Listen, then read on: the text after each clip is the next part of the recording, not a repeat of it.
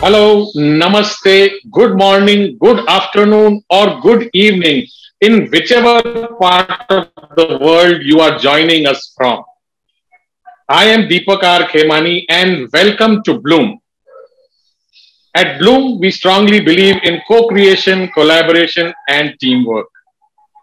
Today, Bloom, along with Reach Out, has organized this program. Reach Out is into mental wellness and is led by Dr. Neeta Matre Mishra, who is also the co-founder of Bloom and our guest speaker today. Bloom is into mental wellness, trainings, speaking engagements, and creating signature workshops for corporates and individuals. We invite each one of you to be a part of Bloom, where together we grow, and as Bloom blossoms, it creates ripples the world over. On our show today, we have three guests. Let me introduce Dr. Sudhirta Roy. Dr. Sudhirta Roy, welcome to this program. Welcome, thank you. Dr. Sudhirta is the founder and director of Silence, a center for providing comprehensive psychological services at Surat. She is a highly reputed RCI licensed practicing clinical psychologist, mental health trainer, and teacher of psychology. Next, we have Anil Thomas. Welcome, Anil. Thank you. Anil is an internationally certified NLP master practitioner and a Gestalt therapist. He owes his therapeutic skills to Dr. Richard Dick McHugh. Anil conducts the global certification courses based on the classic, that is the original code, integrating the depth of alchemy of new code and the third description. He has authored more than 10 books in the space of neurolinguistics, mental health, and Gestalt therapy. Even today, Anil practices therapy and conducts his LAB sessions with the master practitioners. In that way, he continues to contribute and learn simultaneously. Our third guest today, all the way from England, is Angela B Sprague. Welcome, Angela.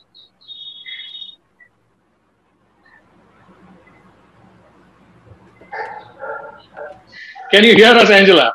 Yes. I can. Thank you. Yes, thank you. Angela B Sprague is an international certified self-perspective coach and a founder of Publishing House England.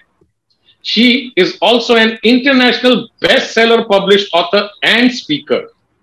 Her background is aviation and surface transport operations in the UK. Wow. Her passion for writing propelled her towards a writing and publishing career. Her mission is to encourage new writers to become confident, ethical, published with better paid authors. She stumbled upon her passion for creative writing, editing, design, and network marketing by chance. And her full fun, full enthusiasm is a trait visible in every area of her life. Finally, Dr. Neeta Matre Mishra. Welcome, Dr. Neeta. Thank you, sir. Thank you very, very much. Thank you. Dr. Neeta is a brand ambassador for IDF and Peace and Happiness at IWPG, South Korea, and is the founder of Reach Out.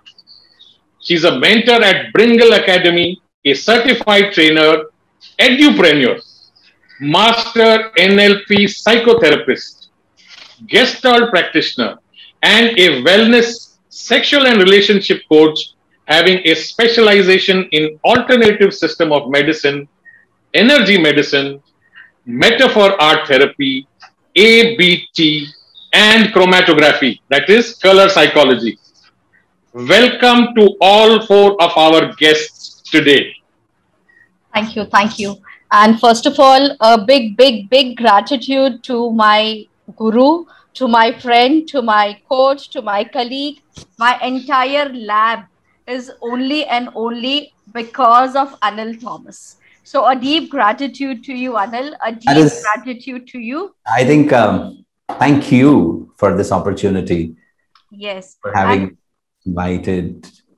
it's like a community all coming together and talking about what exactly is this resilience over a long time. Like, of course, not only this pandemic, but suddenly in 3 to 4 years we have all been hearing the word resilience.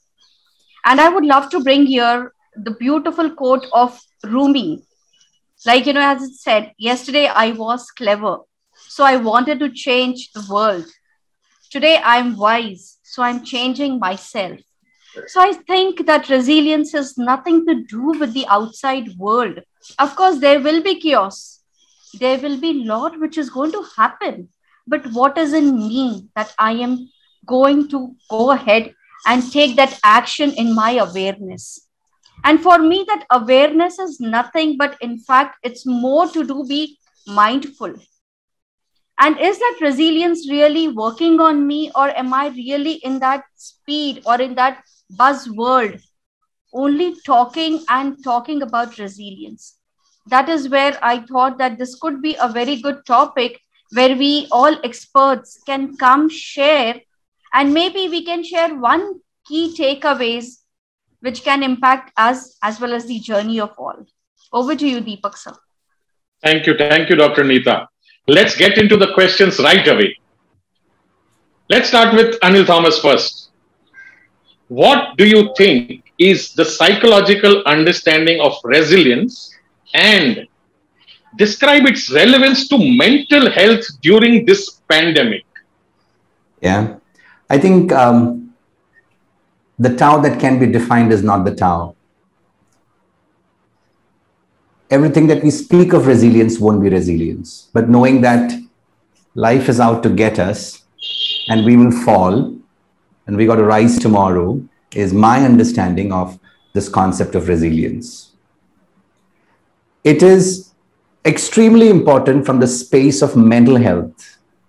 And I'm talking, when I speak of mental health, I'm talking of not of those on that side of the abnormal psychology, but I'm talking of this side, who can, with motivation or with inspiration or by modeling or different ways, can choose to come up.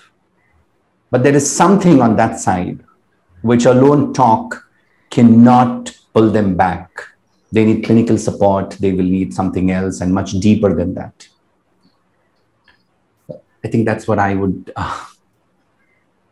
like to share. Yeah, and its relevance, particularly in these pandemic times. Well, I think pandemic is just overhyped.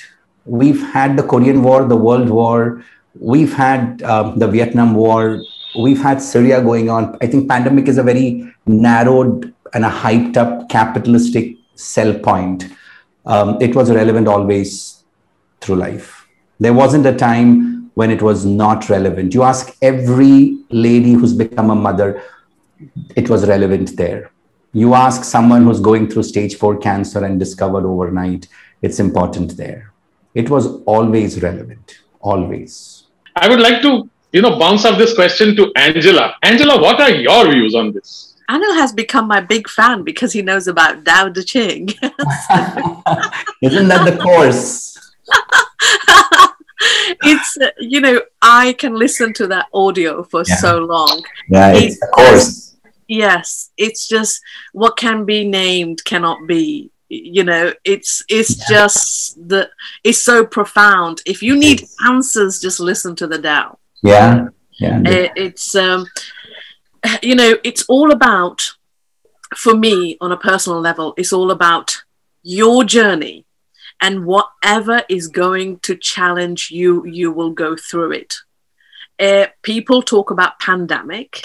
I think that is a very cheap version, if I might put it so bluntly. It is a very cheap version of the events our ancestors have faced many, many moons ago, where they had no comfort, where they had no security. They didn't have, you know, the padded cotton baskets in which we cushion ourselves and protect ourselves. You know, life will bring you the challenge that you need to conquer. To me, COVID, it almost had a zero impact on me, because COVID was never going to be a big deal. When COVID started, I said, COVID will not touch me, and it did not. And I said that so bluntly, because I'm not scared of death. To me, you know, the death brought me into this life because I needed to learn something so beautiful. Death can come again through COVID or by other means. It matters not. So resilient is something that is always going to be part of me, whether I am a woman or else something else. So that is me. Wonderful, Angela. Resilience is me. I am resilient. Dr. Sudhirta. Well, actually, I think I have a different perspective from what Anil and Angela have been saying. Being a mental health professional, I have worked throughout this whole phase of the pandemic.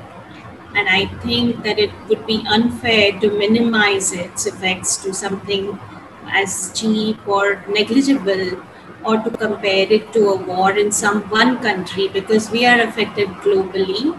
And initially, when we started with the pandemic, we could only read statistics and wonder where these COVID clients were. But slowly those numbers came closer to our homes, and then the numbers became names. And so many people I know have lost their close ones. So many of my clients, young children, have lost their mothers to the COVID. So I don't think that it is this is an experience incomparable with the things that we have seen in our lifetimes in the past. And I think that the whole concept of resilience becomes ever so important right now, because while I agree that it's a part of every normal life, and every person has to bank on their resilience at every time. What would we want to do with resilience at this time? I think resilience at a single point of time affecting so many people has never happened before. Like at this global level, there is a call for resilience from everyone who's alive right now. And everyone is having to reconceptualize the ground on which they have been walking. So many people are having to restructure their economical, their sources of economic dependence. Some of them are having to restructure their family lives. So there's so much of adversity, and the need for resilience has never been more profound. And that's why I jumped to the offer when Dr. Neeta came up with this plan. I think such a beautiful concept to come up with, and people really need to hear about it. Yeah. So it is good to have differing views from different people, you know. Otherwise, if everybody agreed on one thing, there would be no point in having a panel discussion. You know, everybody could be saying the same thing. So good to have different views. And I want to take this next question to Angela. Is resilience a personality trait, or is it a genetic trait? And I want you to say this because you said, you know, that's the way I am. I'm born with it. So I want you to go on this first. Is it part of who you are? Did you acquire it because of your genetics, your family, your ancestors, or is it what you've become? I wonder if I can answer it with a question. Go ahead. When you have no choice, is it genetic or is it the environment? You know, so we might say when we have no choice, environment pushes you to strive for, you know, survival in the best possible way. But genetic also plays a part.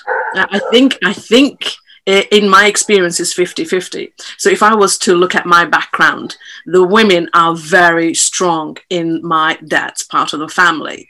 They are natural leaders. They have strong viewpoints. So I know that genetics play part.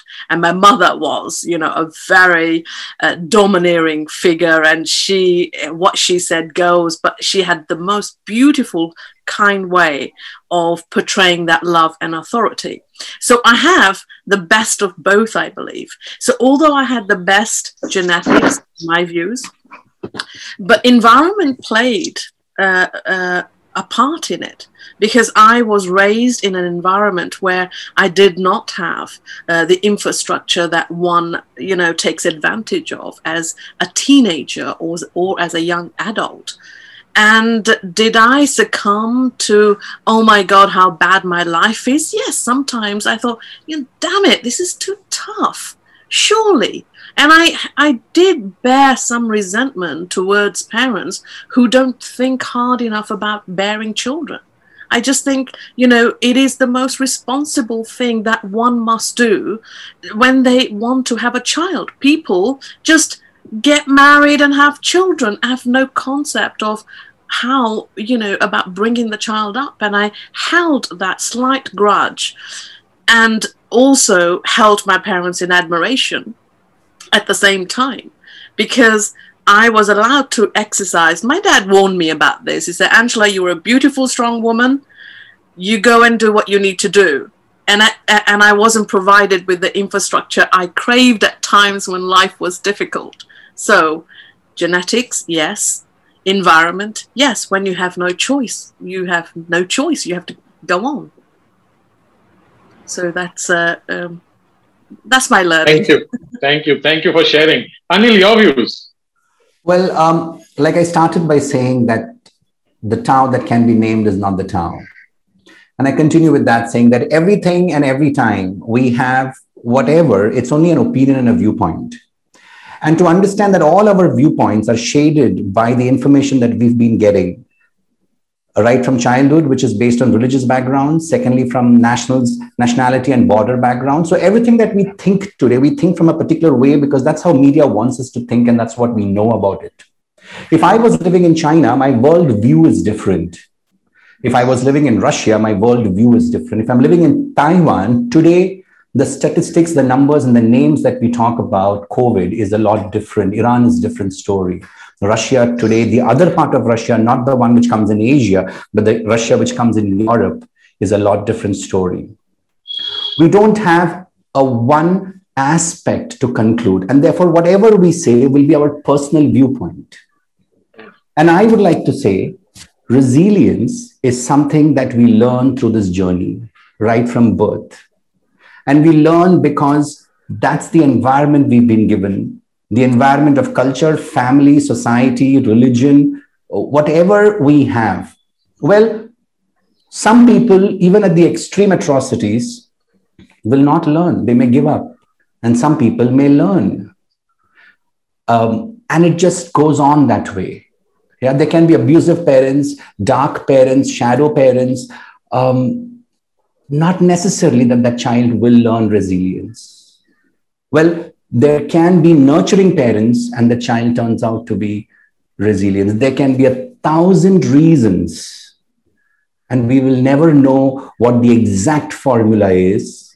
But sure enough, we can take successful people whom we define as resilient and we can try to find out what are their values, what are their beliefs, what are their hierarchies, what's important to them, and see if we can model those things into our nervous system. Well, we can learn it, but I don't know how we get it. If yes, we could inject children right at the early age with that, and we could make them all, why wouldn't we do that, right? But we don't know what that is. It'd be so boring, Anil. Yeah. If we would have had a resilience providing or resilience growing vaccine, which we give to children when they are born, all of us, they will turn out to be extremely resilient. Dr. Neeta, your views? I so agree that whatever is resilience is basically, for me, I will take resilience with my own journey. For me, my resilience started when something happened in my space. So I decided that I will not be a worrier, but I will be a warrior. Warrior. Wow. And when I become a warrior, I will be looking after my physical space, my emotional space, as well as my mental space. And that is where my journey and my boundaries were very clear. As Anil mentioned, what is happening here, the map, I modeled my mother as the age of 37 when she became a young widow at the year 1974. And at the age of 37, where today we see people getting married. But with 37 age, she has raised up 4 kids without cribbing, without complaining, and taking it not as responsibility, but taking it as they are mine. They belong to me. So when this belongingness came into me, I decided that yes, however it is, if my husband is being diagnosed with any type of disease, any type of ailment, I take charge. I take charge mentally, physically, emotionally, and definitely spiritually too. And that is where resilience has come on its own, by being so aware and being so focused, and also protecting my entire boundaries, protecting my space, where I may not allow anyone to just hop in, skip in, and go. No, that is very, very much important. So I think as your journey progresses, you become resilient. And it's not a skill, it's not a session which can be taught to you. Ki, come on, you attend my 2-hour session and you'll become resilient. No. You have to experience. You cannot understand unless you do not step into someone's shoes. When people talk about empathy, that is what has become again a buzzword. Everyone is being empathy, resilience. No, you need to experience. And I think, Anil, I can take that word from you if you don't mind. Experience the experience. Oh gosh. That's not mine. That's not mine. That's Grinder. Grinder would say experience. Anil, sharing is caring. Yeah. Wonderful, wonderful. Neeta said, I want to get in over here, Deepak. As much as Neeta said that resilience is not a 2-hour session, but I can tell you a list of training sessions for 2 hours where has been sold. Just let me know if you want to buy any of them. I can forward those many links to you. And Dr. Sudhirta, your views on resilience has to be experienced. It can't be taught, and clearly one person's view of resilience can be different on what another person says that this is my resilience. So basically, resilience is a quality that develops in people. See, the whole understanding of resilience came up because of a certain research which suggested that children who've been through adverse life circumstances, they tend to differ in the way that they deal with it. Some people come out unscathed and some people come out very much broken. So what makes the difference between the two groups? So it was seen that yes, the children who are becoming resilient, it's because of certain things. Like one is that their capacity to have dealt with adverse experiences in the past. Second, to get a reinforcement or a rewarding experience out of coming out of those adverse events. The third is a flexibility, and the fourth is some past a past positive person in their life. It need not be parents, it can be a teacher, it can be a mentor, it can be a friend, a neighbor, anybody, and it can be even a single contact that can bring up these experiences. And that's why I feel that resilience can be taught, because in my therapy, if I do become the inspirational person to the person who's actually going through an adverse life experience at this time, then I can help them to see life in a different way. And sometimes in a moment, a change or a switch occurs where the person is now no longer feeling like a victim or broken, but they are feeling in charge of their life and they have a sense of agency. And that's where their resilience has grown. So I think that resilience can be developed. It is a skill that can be developed through some type of simulated experiences, contact with some good persons, inspirational persons, can make that change. And past experience definitely plays a big part also. Yes. So I think that's how I would look at Thank it. you. Yeah. Yeah. Thank you. Thank you for sharing that. And my next question logically comes on what you said. Is there something called a resilience quotient? Something where it can be measured across people, just like there is an intelligence quotient, there is an emotional quotient. Is there a resilient quotient which can be taught, or it can be brought up or increased? Yes. Do you want me to take that question? Yeah. Please, it's for you. Yeah. Okay, yeah. So basically, so far, there's nothing like a resilience quotient, but I think the idea is fantastic, and we might see that coming up by the end of the pandemic. And what I see is that like resilience, there are scales to measure resilience in children and in adults, but still there's a lot of research needed in that line, because we do not have good tools for that measurement, and they are not across all languages and community, whereas resilience is a very global phenomenon and needs to be looked at quite differently. So far that clarity has not come about in the scientific community, but I do hope so that by the end of this pandemic, we'll be seeing something around that direction. And I think that it would actually become more important than the spiritual quotients, than the IQ and the EQs at this time. Yes. Yeah. I saw Angela smiling when I asked this question. Over to you, Angela. Well, I don't know. I'm a little bit two ways about it, because when Miss Roy was making comments, she made a lovely viewpoint about, having the, when somebody's gone through extreme scenarios, for example, and they may be able to survive or be more resilient. I believe that was the point. But then there's another behavior, isn't it? When sometimes you see extreme, like toxic behaviors in your childhood and you repeat patterns, So that is like totally opposite to resilient. That is almost like a counterproductive, isn't it? It's a counterproductive behavior.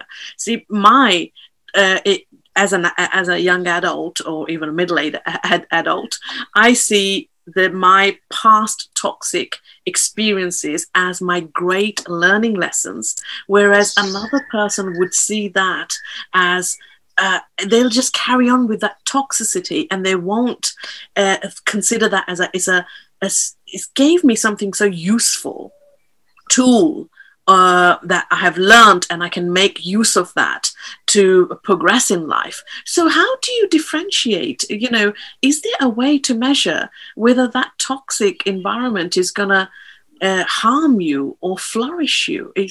I was just thinking about that, and I would love a study on that. I think Anil could add a few more. We can always put some questions out, take it in a sample size, get out some data. But my question is, have these sample questions been tested across universally through China, Russia, and through the tribal communities, through the Basques, or are they popularly being tested and come out with something? As much as I like the MBTI and these psycho instruments and tools, as much as I like them, the concern is people use that as a label for the rest of their lives. Well, these are the starting point. They are not something that you continue from here. If I've been tested and if my number is 3.2 on the test scale, or if I am a 4 alphabet something, SJPGQ something, well, that is what I am because of what I have been, and that is not I will continue to be. It's a position of change from here, and that's not a label, and I'm not a bottle. Yeah. Having said that, well, there are parameters with which we can develop. But can I teach? Well, they can learn. Between the genius and the student, between the modeler and the model, well, the modeler is there, but not every model can be learned from. There's so much of learnings in the world. From Obama, the stories of Obama, Narayan Murthy, Lance Armstrong, we'll have stories across the board. But can we learn from all of them? Well, if the intent is there, if the concept of self is developed, if self-esteem is proper, if my values are in place, if my intention is right, if I have a future perspective of myself and I see myself as something different, then I know the adversities and the atrocities that I have today have a different role to play, and I can move beyond my shadow to reach the point where I want to belong. But as long as we are using the capitalistic idea, well, then that is induced into us to sell from a particular standpoint. Yes, I agree with what you are saying. You can't be defined by a number or a set of 3 or 4 letters which says A, B, C, D or PQR, and this is your level or this is what you are. Dr. Neeta. Yeah, so here actually I'm bringing in the question which is asked by Daisy. When it comes to adversity quotient, definitely here is where you will, when I remember in CBT. So in CBT, you have that 6 parameters which talks about resilience. And all these 6 parameters, if I see which talks about resilience, none have been measured. None have also been even tested. It has just given that these are the 6 parameters. And we have all those 6 styles, and then understanding it, okay, this is what the quotient is going to be. I think, no, that doesn't pay. And I definitely agree that adversity quotient can somehow allow you to experience and also talk about resilience. And we will experience it not only being in adversity, sometimes it is, if it is too much, because we see people dealing resilience with humor. We see people dealing resilience with laughter.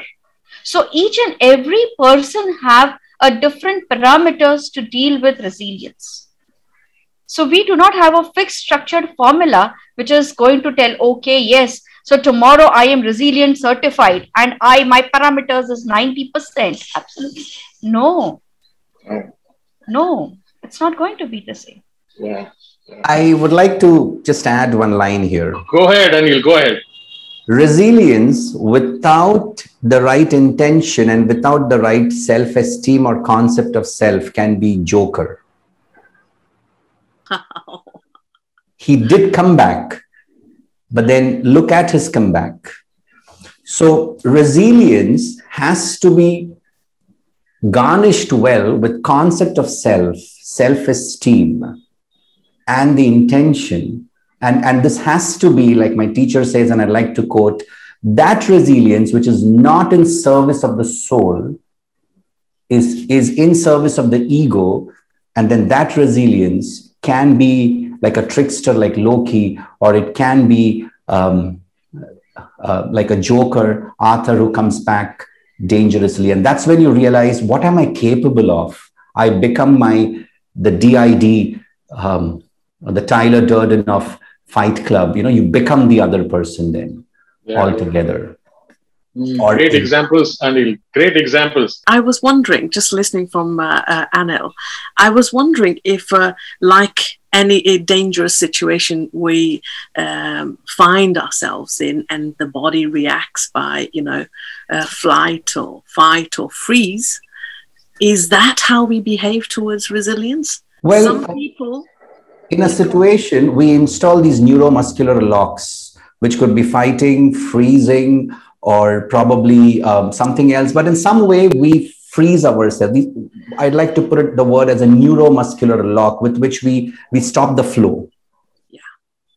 And then in retrospection, we may look at and say, oh, I could have done that. Yeah. But in that moment, I'm not in the state of my resource. I'm not connected to the source of my resource. And then I'm just responding without connection. That's just my viewpoint. Neuromuscular lock. That's a new one. I have heard one. Dr. Sudhirta wants to say something. Please go ahead. Yes. So I want to respond to what Angela just brought up about the fight and flight. So like by definition, resilience is the phenomenon or the skill that brings us back into our pre-crisis form after an adversity has occurred. So generally, it's not the reaction to the adversity, but once the adversity has passed, how strongly we come back into our normal sphere of being, that is our resilience. So generally, this would happen after the flight, fright, the freezing, everything is gone. And then now we have the time to recover. So how well do we recover? That is resilience. Yeah. So Angela actually preempted my next question, which I was going to ask. So my next question was, is resilience actually another word for survival of the fittest, right? This fight or flight mentality, this thing that we are told that this has happened because of evolution. I remember the very first time I heard about resilience when I was in school, and at that time resilience wasn't a very sexy word. We were told that, a rubber band is resilient. You pull it, it will come back to its own state until it snaps. So this is your example of resilience. I'm just bringing that back into today because it just took me over, 40 years back when I was in school. So my question again, as I said, which you preempted me is resilience another word for survival of the fittest? I love that question because it always makes me wonder throughout my life. I'm inquisitive by it, actually. I'm inquisitive in the sense, why do I behave the way I do? It is so like, and I love all these theories and datas and everything that people collate, and we tell everybody we are all individuals. We should all be treated individually, and then we are very quick to label. Like Anil said, it's like that your label cannot label me because I'm unique. So, yes. And what fascinates me about life, I am in love with life and I love life daily and I love challenges and I feel so connected with the universe. So I have a very different stance to, how I respond.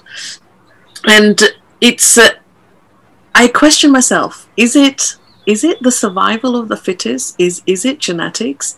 Or is it just, I'm just a fighter? And what the hell? I'm a woman. Of course, I'm resilient. I can deal with this, right? Because I call I always call myself, I'm a superwoman. Of course, I can deal with this rubbish, So I'm very positive. I'm a problem solver. So I focus. My natural ability is to focus on. Okay, boom. There's a problem. Let me see. I have the intelligence. I am in a great space. I am now going to find a solution. I won't freeze because I still think, like Dr. Roy said, resilience is after the like COVID, for example. But for me, resilience is current. It's how you're going to respond. To me, if you have the resilience, it's like, damn it, I don't care what happens. I'm going to deal with this my way. So to me, there is a resilience factor that you use while you are in that danger zone. And so you set boundaries and you say, okay, for example, in COVID, we had a rule about this is how we're going to do when we come indoors. This is what's going to happen, and this is where we will dress and wash and come in. So we had a little, some people just couldn't be bothered. It was too much. And some people are so passionate, they're protesting. Some people think the whole thing is a big government global charade. Some people think this is a chemical warfare, And there is so much noise. It is up to you how you react. So it is the survival of the fittest, because while everybody is getting drowned in the noise, I am focused on finding a solution. So wonderful. Isn't that resilience? It's not just post-event. So that's I think the survival of the fittest does come into how you respond to the problem. Yeah. So from one superwoman to another superwoman, Dr. Neeta, your views. Yay! Thank you, Angela. Thank you. So from one superwoman to one superwoman, in this entire pandemic, or maybe any chaos, I am very, very clear that I only do selective listening. I listen to what is important for me to grow as human, what is important to me to grow as a mother, what is important to me to grow as a wife, what is important to me to grow as a citizen. So I use a selective deafness. I am not bothered about the statistics. I am not bothered about what is even happening in the world. I'm bothered what is happening in my now. Yeah. In my now, how am I responding? I will not even react. I might respond. Because if I react now, maybe the repercussions will be later. But my response of even being silent is enough as an answer. So when it comes to warrior, it doesn't mean that I should be removing my talwar and, like Rani ki Jhansi and coming with that horse. No, it can be sheer silence. And that is the way which I would love to respond. And for me, being selective deafness and at times even being that Hindi movie Gajni is fine. Because keeping too much is not really important. For keeping too much, I don't even, if I have to reflect back, oh my God, I don't even really recollect the last 10 days, what did I have my breakfast? So why do I keep so much in my space? Yes. Which is not important. So important is what I do now. I don't know what will I do at 9:30 today in the evening. You can watch Chansi Kirani.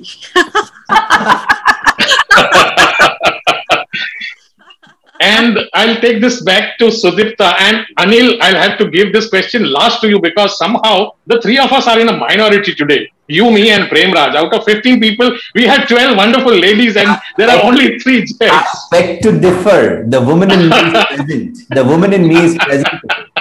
Oh, yes. The yin and the yang has to be there. Definitely. Yeah. Dr. Roy. Yes, please ask me. What is the question? I mean, is resilience another word for survival of the fittest? Yes. Actually, I feel that survival of the fittest is more about physical evolution, the biological evolution. And I think that when we talk about resilience, it's not just survival of the fittest. It's about, it's more about psychological fitness, to deal with what's going on.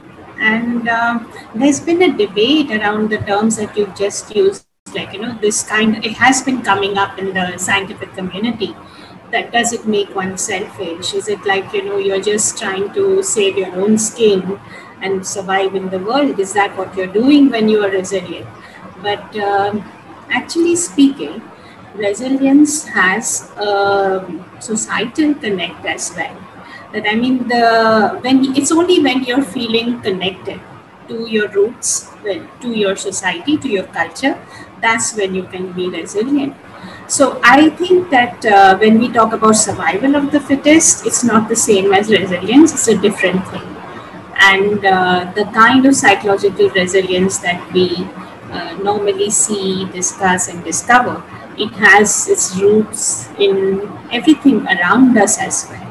And how well we can connect with those roots, that's what makes us a more resilient person. Anil. Yeah, we are using one. First, the woman in you needs to answer, and then the man in you answer. The woman in me is present all throughout. You can count me on that. Anil, you can answer twice. It's okay. Yeah. So I liked what Dr. Roy said, that psychological resilience and then resilience at different level. Now that's the Blake mythology, the 4 Zos, right? Taking it to every level, the identity, the body, the emotion, the spirituality. And you see, we've already created these multiple splits. Then we are creating these multiple splits of the term. Is it emotional stability? Is it resilience stability? Is it adversity quotient? The challenge is we are using one vagueness to explain another vagueness, and each of these vagueness will trigger multiple vagueness in our system, neurology, and map of the world. And the more we try to define it, the more, because it's vague. It's not something that I can use my senses to define. I can't see it, I can't touch it, I can't hear it, I can't taste it, I can't feel it.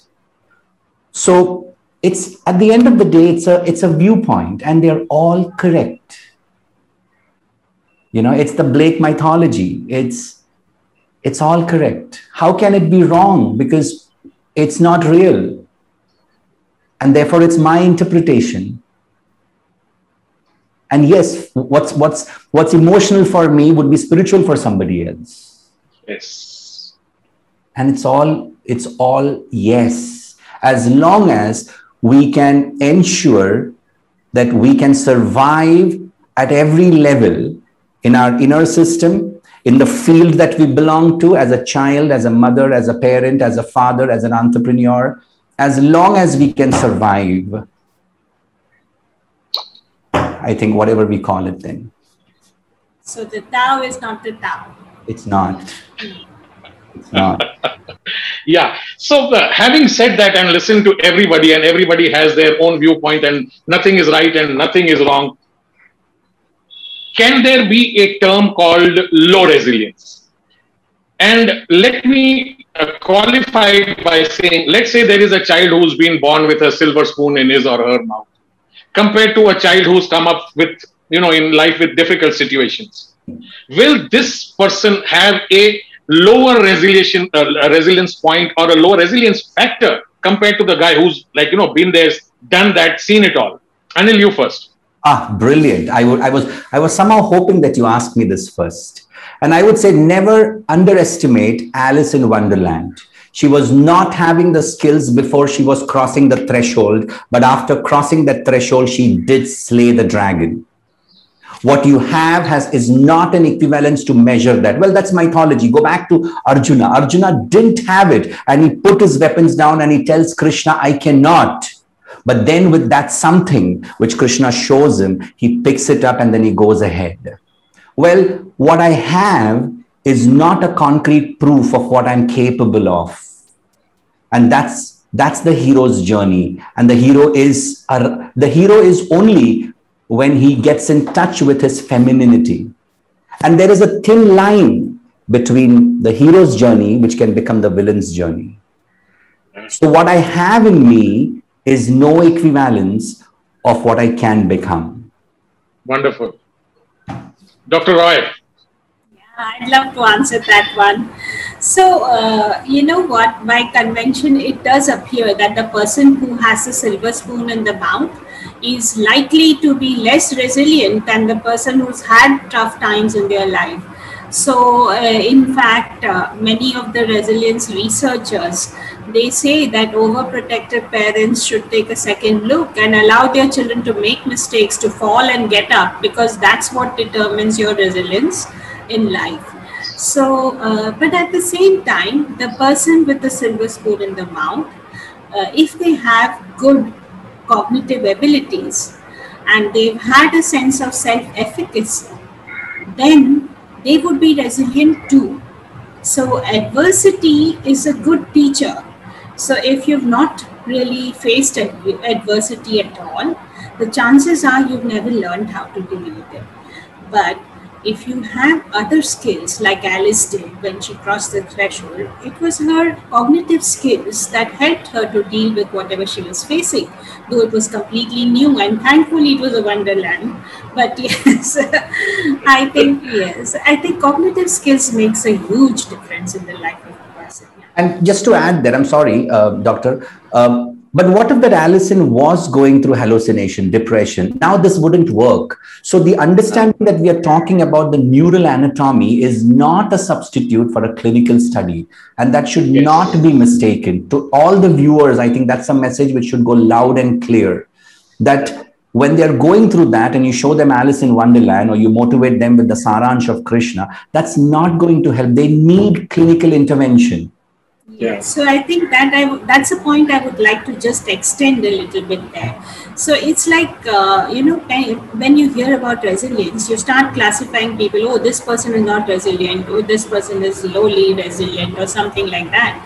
So I think that's where what Anil says makes a lot of sense. It's like when a person is already suffering from a clinical depression or anxiety or a schizophrenia, at that time you start saying, oh man, face it, you've got to be more resilient or something like that. That's where we are making a mistake in understanding the worth of this terminology and making the mistake of not being compassionate enough to help them out in such circumstances. Yeah. Dr. Neeta. So I have the same answers to the whole thing. So you can't copy the answer, sorry. No copy. I know you're not going to give me marks also for copying, so I'm not going to copy. So certainly, as both mentioned, adversity. Apart from adversity, here is where cognitive really plays a very, very important role. And when you play that, when you understand that this is what is happening to me, it is my experience. It is not somebody else's experience. And in this also, let me tell you that at times we compete and we borrow people's emotions as my emotion. Maybe it might be depression for me, but it could be anxiety for someone else. So how am I borrowing that? So let that Alice in Wonderland be Alice in Wonderland, rather than putting it Alice in Wonderland who was depressed and went to Wonderland. So we really do not have to do that. Just let it be. Just let it be. Angela. I would love to just make 2 points, if I may. I won't take too much of your time. Please go ahead, Angela. Please go ahead. Thank you. First of all, my reply to Dr. Roy, because she made a wonderful point about the resilience. If resilience was not related somehow to survival of the fittest, then why was there a warnings about people who had underlying health issues? They were more prone to getting COVID, and how many people, suffered mental health issues, and so many suicides have happened, all related to COVID lockdowns and things. So I wonder what your remark on that, first of all, is. And the second is about, like we're talking about the silver spoon compared to nothing, childhood. I wonder if, because I don't know how I know it, but I've always knew it, that I have come here to learn something, and environment has been created for me to gain what I've come here to learn.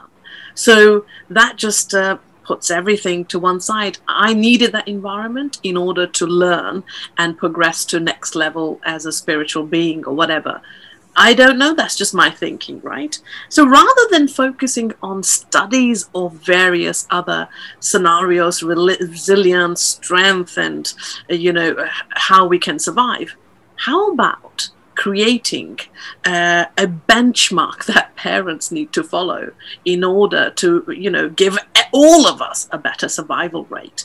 Is it not? I think the biggest responsibility lies on parenting. Why aren't we making parenting the core important in our life? And in the West, you probably know, it's shambles. Our parenting system is like, it almost doesn't exist. So to me, I think it's the parentings that need supporting, and all other issues probably will resolve themselves. That's all. Thank you. Great. Well said, Dr. Angela. And my last question to all four of you, and 30 seconds to each for answering this question. Is there something called being consistently resilient? Or is it an oxymoron? Consistently resilient. Anil? I'd say consistency is not a human process. It's not a human phenomenon. We are not built to be consistent. We will rise and go up and down like the wave. We'll go up and down, up and down. Some waves are higher, some are lower. Sometimes it's flat and then we come, and sometimes we don't. Consistency is not a human phenomenon. Wonderful. Dr. Roy? Yeah, I do agree. Don't think we can be consistently resilient all the time. No, because everybody would have. We would have our differences in capacities based on the life lines that we've all followed and at which time we are at right now. It could put us more at stress for certain things. So I do think it is an oxymoron. We cannot really say that. Yeah, Angela. Even super women need a break. Yeah. When I need a break, I have a Yeah. break. So Yeah, I think that is a cue telling me that you need to close now. It's a Sunday, but I'll give the last word to Dr. Neeta. Last word to Dr. Neeta. yeah. For me, I'll take it as the ECG has a waves. In the same way, resilient will have those full waves coming out, and you cannot have anything consistent. Consistent is one flat line means you are dead, yes. and you just can't Yeah. have that. Yeah. And we need And to this- live. We need to live. We are here Yeah. to create. Yeah, and this reminds me of a famous and a very old Bollywood song. And apologies, Angela, I will try and translate it for you. But the song goes like this: Zindagi. Okay. So I'll translate it for you if you haven't. So the song goes like this: Zindagi ki yahi reet hai, haar ke baad hi jeet hai. So Anil Thomas said, life is not a straight line. Dr. Angela said, if your ECG flatlines, you're dead. There will be ups and there will be downs and there will be downs, and only then you will rise. That will determine how resilient you are. You cannot remain consistently resilient because you are human. You are not God. You can't be consistent in whatever you do. Neither consistent. Even gods are not consistent. The day I get a chance to interview God, I will ask him or her this question, and depending on what they answer, I will agree that they are consistent or not. Thank you, Anil, for your inputs. This last 1 hour all of us have spent together has been such an experience. I've never met Anil before, Angela before, Sudhirta before, but I just feel that there is this connection between all of us, all the 15 of us who are in this virtual room connected together. Thank you, Angela, all the way from England for joining us on a Sunday. Thank you, Anil. Thank you, Sudhirta and Dr. Neeta for taking out, and Dr. Neeta especially for, facilitating this meeting to happen.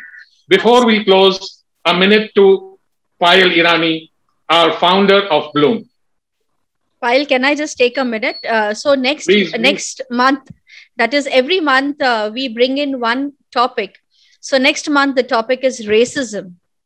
And again, we are going to have few mental health professionals and few educators who are going to join in. Whenever, however, please feel free to join in for the sessions. Of course, it's going to be engaging, learning, sharing, and maybe relearning some processes. Deep gratitude to Anil, Dr. Sudhirta, Dr. Neeta, Angela. Thank you, Deepak, for hosting this entire session. More love and Thank you, everyone. Thank you so much for having me. Bye-bye. Thank you. Neeta, Thank you, Anil. I was reading know. on Instagram, there was a meme that came up saying that don't be a racist, hate everybody equally. So probably those people have read my mind. No, then that is probably God who made that Insta post, Thank you. Thank you, everyone. Thank you.